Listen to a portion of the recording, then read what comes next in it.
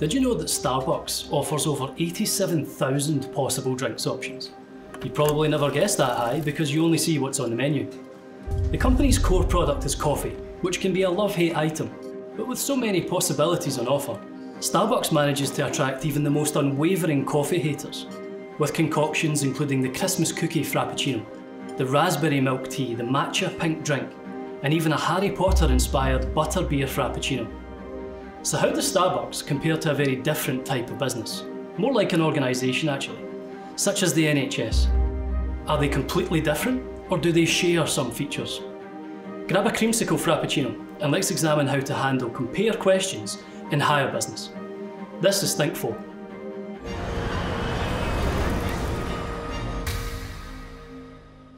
It's crucial to understand the different types of command words you face. I want to look at those that require you to compare two things from the world of business.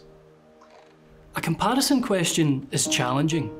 You won't be able to get away with short responses or one-word answers.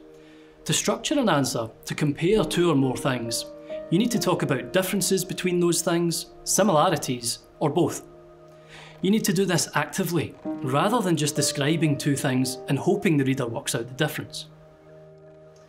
When highlighting differences, you should make an initial point, about Starbucks for example, then include a phrase like, however, whereas, on the other hand, then go on to make a point about the NHS. The phrase in the middle is essential here. That's what actually makes it a comparison and scores you the mark. Students sometimes overlook the similarities between things when trying to answer these questions. People lean more naturally towards differences. In fact, the similarities can be real time savers for you as they require less writing. Take this example. Both Starbucks and the NHS aim to provide a good service for their customers, but for different reasons. Instead of using whereas or however, terms like both, similarly, or in common work well here. You'll appreciate to be able to compare two things, you need to know your stuff. Without this knowledge, you can't compare anything. At Hire, you're expected to know about various types of business, all of which fall into one of three categories: the private sector, the public sector, or the third sector of economy. I've used the example of Starbucks versus the NHS because it highlights a common confusion. Starbucks is a public limited company, or PLC for short, which exists in the private sector of economy, whereas the NHS is a public sector organisation. See how I used the word whereas to highlight the difference?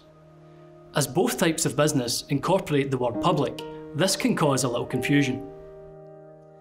Whether you're asked to compare a private sector business to the public sector like we have here, or a public sector organisation to a third sector charity, exam questions at Hire will typically centre around these things: ownership, control, sources of finance, and objectives. A good revision strategy for you here may be to make a table using these four headings, with a list of different types of business down the side of your page. Then fill in the details. Revision flashcards also work well here. One last thing, watch out for flips when answering compare questions. A flip looks something like this. Starbucks aims to maximise profits to keep shareholders happy, whereas the NHS doesn't do this. While the first part of the answer is good, the part about the NHS shows no real depth of knowledge. It's simply saying something is the opposite, which doesn't win you any marks. So remember, with compare questions, the goal is to find the similarities and differences between two businesses, and use a linking phrase to connect them. Avoid describing things separately, as this is completely different. Next time you're in Starbucks, take a chocolate Dalmatian frappuccino and a gingerbread chai latte and look at the two products. Possibly the same size, but with very different tastes and calorie counts. Now you're comparing effectively. Why not get a cake to go with those? Surely there can't be 87,000 possible cake combinations to choose from. Thanks for watching. This was Thinkful.